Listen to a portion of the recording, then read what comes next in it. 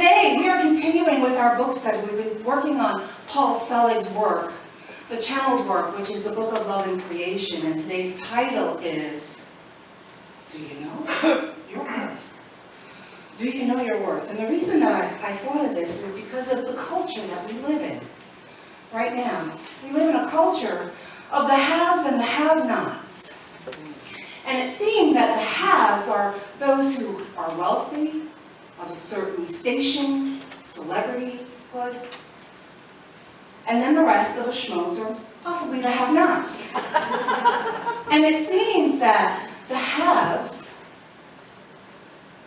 are thinking that maybe there's a little specialness to them, that maybe the rules don't necessarily apply to them. And somehow we've associated that specialness to those who are worthy. We forget that all of us are worthy. All of us are entitled to be treated with love, respect. All of us are amazing human beings that deserve to be recognized as the divine walking forth. As the divine walking forth. So anyone I meet, whether they're poor or rich, whether they're Christian or Muslim, whether they're born here or immigrants, deserve my respect, my love, my appreciation that they are a divine being. Simple, that they are worthy.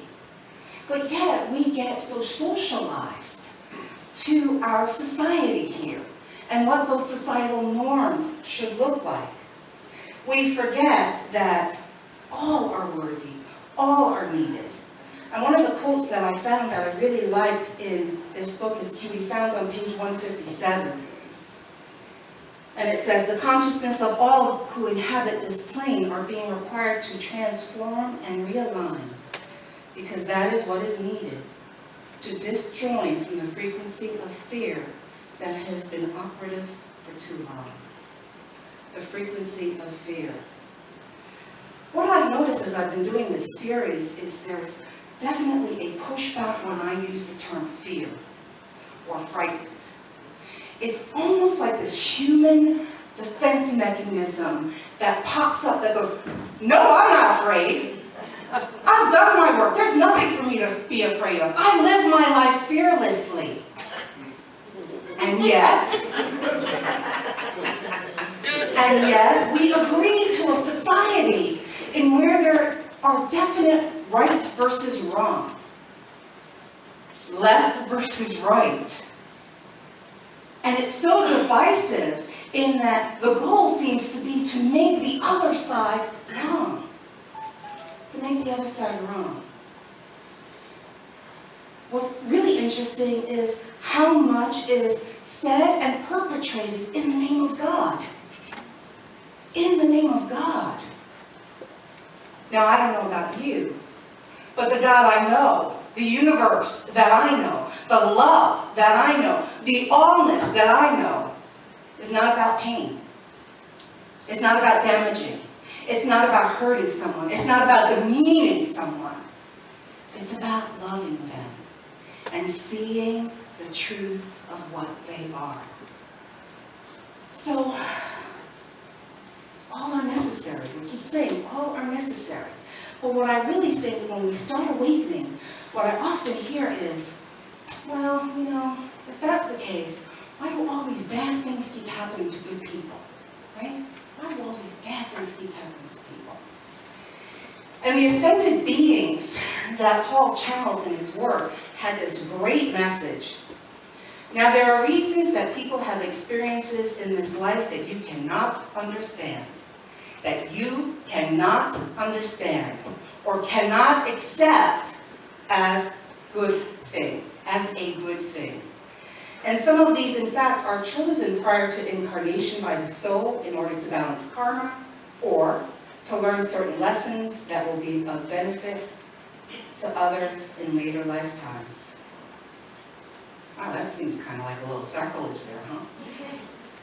But how often do we look at something that's happened in our lives or someone else's life and go, oh, that's so horrible.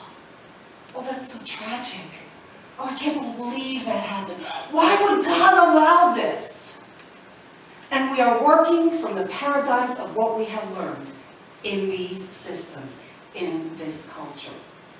I found this really cute little video about Scarlett, who is having an experience. So I'm going to ask for him to play that for us.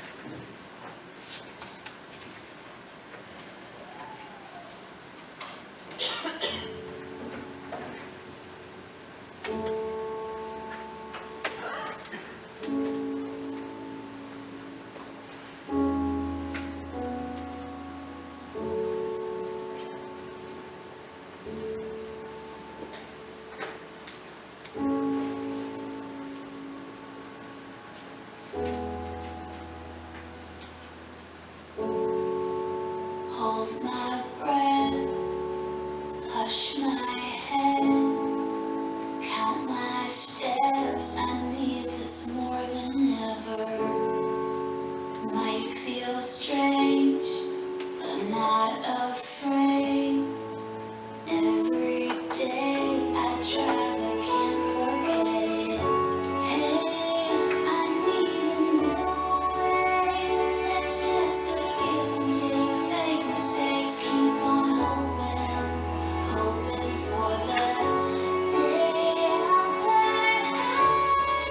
As long as my heart is open, I know I can keep on going, keep on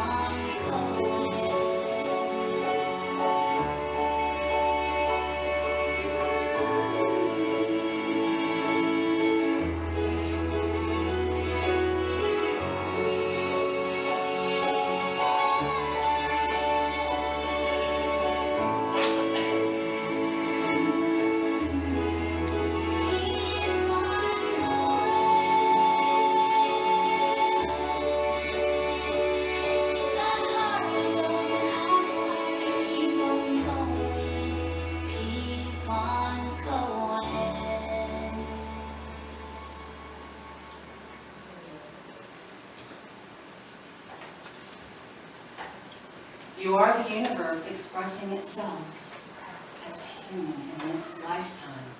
And that quote is from Eckhart Tolle. Tragic? Maybe. Wonderful? Maybe. We make these judgments from what we've learned in our systems, in our families, in our schools, of what it looks like, what normal looks like. What's right? What's wrong?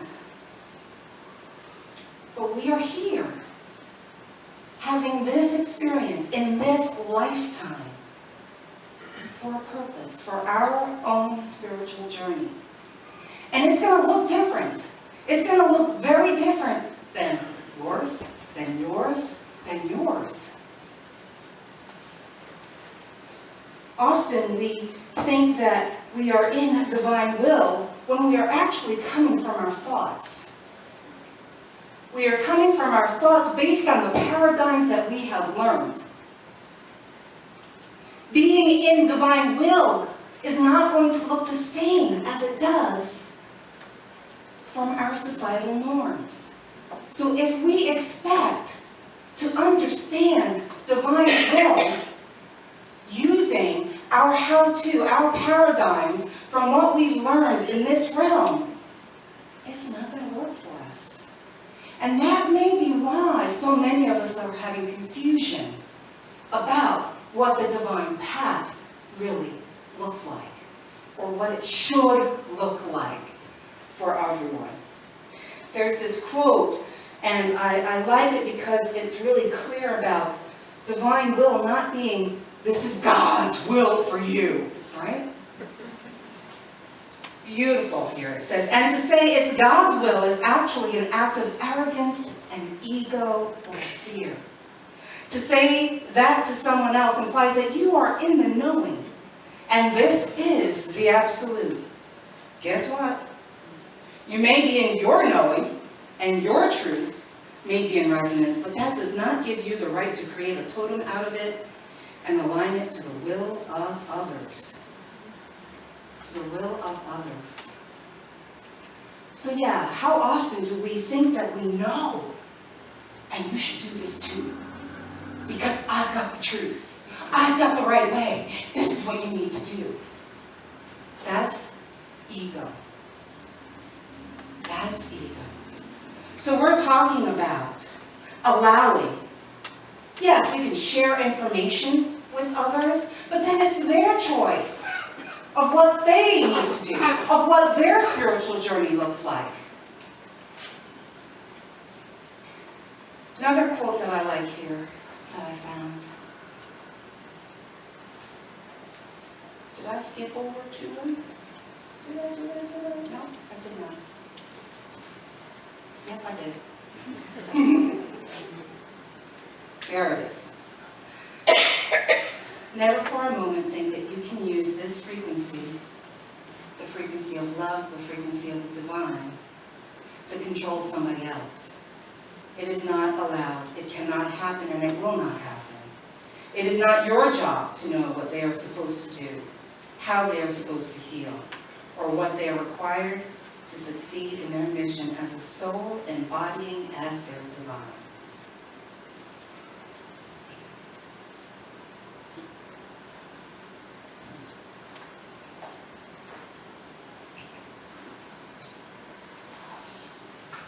How many of you have these little mirrors? Well, all right, guys, I know you don't have yours might look a little different. Well, we look in the mirror, you know, we check ourselves out. Oh my God, there's gray hair there. How did so much gray hair come in? You know, my nose is just a little too big. It's just too big for my face. And I'm hoping I'm not going to need to, like, do a little tucking action here. You know? Or we do the opposite. Oh, I'm just freaking fabulous. Look at that. That's perfection. Right? And we believe that this represents who we are. That this is our worth. We believe this. As opposed to, this is what we've been told by other people. This is someone else's reality. From the time that we're little.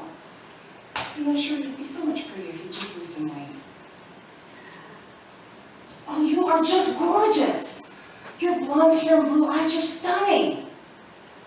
Someone else's reality stamps on us, and we believe. We believe that that's our truth. We believe that that defines our worth. That's insanity, my friends. That is insanity. You are all beautiful and divine in your own right. In your own path, in your own journey, in your own knowing. And it's time. It's time for us to step into that knowing and release that collective consciousness that has been driving us for so long.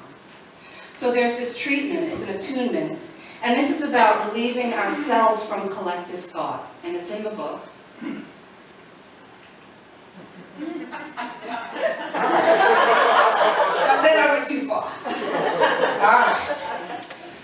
If you feel comfortable saying it, please do. If you don't feel comfortable saying it, you do not have to. I am going to start with I am word now. Okay? So if you're with me, I am word now. Experiencing myself a sense of worth, a sense of well-being, and a sense of wholeness outside of the matrix of public approval and requirements for group experience. I am now moving myself beyond those limitations prescribed to me in identity by any and all external authorities that I may have accepted, gone into agreement with, and approved